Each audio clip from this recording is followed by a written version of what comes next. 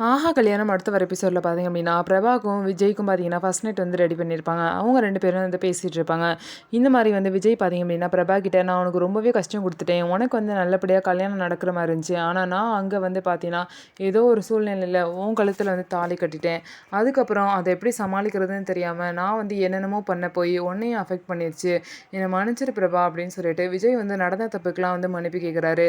அதுக்கப்புறம் பிரபா பார்த்தீங்க அப்படின்னா, "பரவால்ல விஜய் விடு. நீ இப்ப எல்லாத்தையும் புரிஞ்சுக்கிட்டீல. அதுவரைக்கும் எனக்கு சந்தோஷம்னு சொல்லிட்டு பிரபாவும் சொல்றாங்க. அது மட்டும் இல்லாம பிரபா வந்து போய் அனாமிகாவ போய் நேர்ல போய் பார்த்து பேசியிருக்காங்க. ஜெயில்ல போய் பார்த்துட்டு, இந்த மாரி எங்க வாழ்க்கையில எந்த ஒரு பிரச்சனையும் பண்ணாத அப்படின்னு சொல்லிட்டு, நான் போய் அனாமிகாவ வார்ன் பண்ணிட்டு வந்தேன்னு சொல்லிட்டு விஜய் கிட்ட சொல்றாங்க. நீ என்ன போய் அனாமிகாவலாம் பார்த்துருக்க? அவலாம் ஒரு ஆளுன்னு சொல்லிட்டு அவள எதுக்கு பார்த்தேன்னு சொல்லிட்டு விஜய் வந்து கேட்குறாங்க.